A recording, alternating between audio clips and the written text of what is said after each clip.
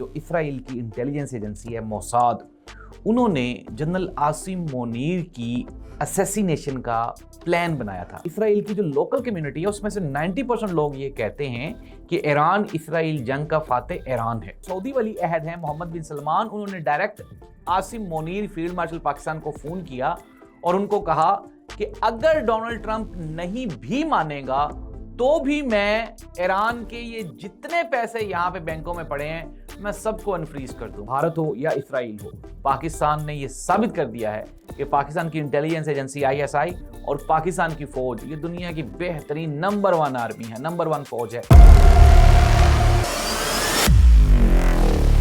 नाज़रीन, मैं हूं जाहिद अब्बास नकवी, आप देख रहे हैं हमारा सोशल मीडिया चैनल। आपसे रिक्वेस्ट है कि मैं सब्सक्राइब करें, अपने कमेंट्स से ज़रूर आगाह करें। नाज़रीन, क्या आप जानते हैं कि ईरान और अमेरिका के दरमियान स्विट्ज़रलैंड में ये जो पीस एग्रीमेंट इस्लामाबाद MOU हो रहा था, तो इससे पहले जो इसराइल की इंटेलिजेंस एजेंसी है मोसाद, उन्होंने जनरल आसिम मोनीर की असैसिनेशन का प्लान बनाया था। जी हाँ नाज़रीन, असैसिनेशन मीन्स के मर्डर ऑफ आसिम मोनीर।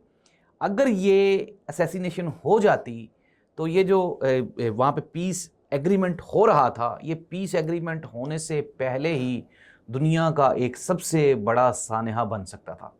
और आप क्या ये भी जानते हैं कि जब ये इंफॉर्मेशन ISI को आई तो ISI ने with in a few second जो मोसाद के ये लोग प्लान कर रहे थे इस पूरे के पूरे मंसूबे को, उनको ना सिर्फ रिस्पॉन्ड किया बल्कि ओमान के थ्रू मोसाद को ये मैसेज भी पहुंचाया गया कि अगर आपने पाकिस्तानी वफद की हवा की तरफ भी देखा तो इसराइल को with in a few minutes हम सफ़ाए हस्ती से मिटा देंगे। जी हाँ नाज़रीन, ये वो खबर है जो आज तक, अभी ये 3 दिन हो गए हैं और आज तक किसी भी मेन स्ट्रीम मीडिया से, किसी भी सोर्स से आप तक नहीं पहुंची।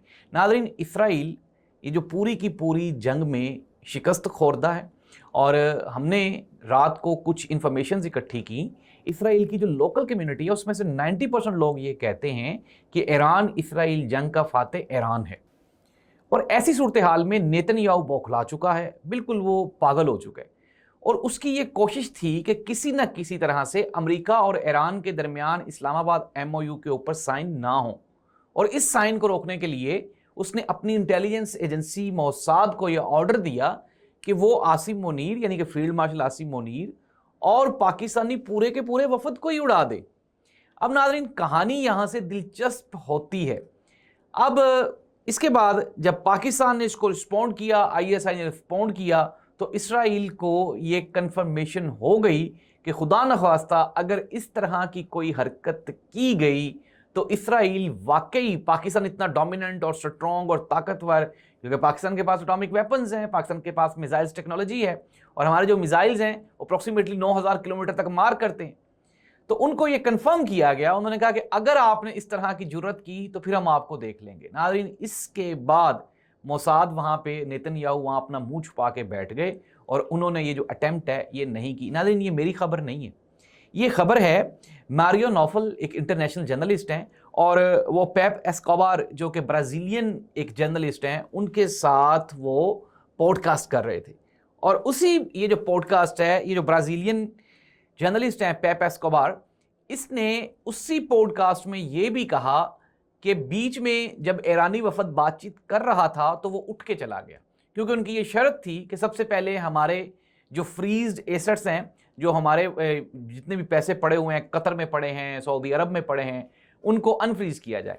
लेकिन डोनाल्ड ट्रंप नहीं मान रहे थे। नाज़रीन, इसी दौरान, इसी कन्वर्सेशन के दौरान जो सऊदी वली अहद हैं मोहम्मद बिन सलमान, उन्होंने direct Asim Monir field marshal Pakistan को फ़ोन किया और उनको कहा कि अगर डोनाल्ड ट्रंप नहीं भी मानेगा तो भी मैं ईरान के ये जितने पैसे यहाँ पे बैंकों में पड़े हैं मैं सबको अनफ्रीज कर दूंगा। नाज़रीन, ये खबर जब डोनाल्ड ट्रंप और JD Vance तक पहुंची तो उन्होंने कहा कि अब जो फेस सेविंग है वो इसी में है कि हम ईरान की जितने भी मुतालबात हैं वो मान लें और इस एग्रीमेंट के ऊपर साइन हो जाए। कहीं ये ना हो कि हम यहाँ से उठ जाएं, ईरान के जितने रिजर्व्स जो कि दूसरे अरेबियन कंट्रीज़ में पड़े हैं वो भी अनफ्रीज़ हो जाएंगे, उनको पैसे भी मिल जाएंगे وہ خود مختار بھی ہو جائیں گے اور آئندہ وہ اپنا تیل بھی بیچنا شروع کر دیں گے اور ہمارے ہاتھ تو کچھ بھی نہیں آئے گا۔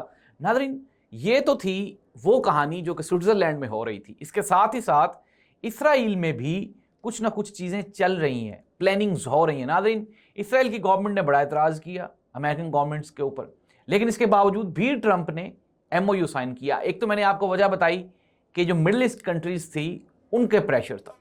دوسرا، سیکنڈلی، جو ڈونلڈ ٹرمپ گورنمنٹ کے اوپر سب سے بڑا پریشر ہے وہ کانگریس اور امریکن کانگریس کا ہے، جس میں ڈیموکریٹس اور ریپبلکنز دونوں سیاسی جماعتوں نے متفقہ طور پہ یہ فیصلہ کر لیا ہے کہ ایران کے ساتھ جنگ امریکنز کے لیے نقصان دہ، کیونکہ پیٹرولیم مصنوعات کی قیمتیں بڑھ گئیں، وہاں پہ اکنومیکل کرائسس بڑھ گیا امریکہ میں، اور اسی وجہ سے ڈونلڈ ٹرمپ کے اوپر پولیٹیکل پریشر بھی تھا، سوشل پریشر بھی تھا، مورل پریشر بھی تھا کہ اب آپ اس جنگ کو بند کریں ورنہ ہم آپ کے خلاف آہنی ہاتھوں سے نپٹیں گے۔ ناظرین، یہ وہ خبریں ہیں جو کہ انٹرنیشنل میڈیا پوری دنیا میں سنی، سرچ کی جا سکتی ہیں۔ اگر اس میں 1% بھی کہیں پہ کوئی کمی کوتاہی ہوگی تو اس کے لیے ہم لوگ جو ہیں وہ رسپانسیبل ہیں۔ ناظرین، یہ وہ کہانی ہے پاکستان کی ISI کی بہادری کی، پاکستان کے فیلڈ مارشل عاصم منیر کی بہادری کی، اور پاکستان کی فوج کی بہادری کی، جس کے ڈنکے پوری دنیا میں بج رہے ہیں، بھارت ہو یا اسرائیل ہو۔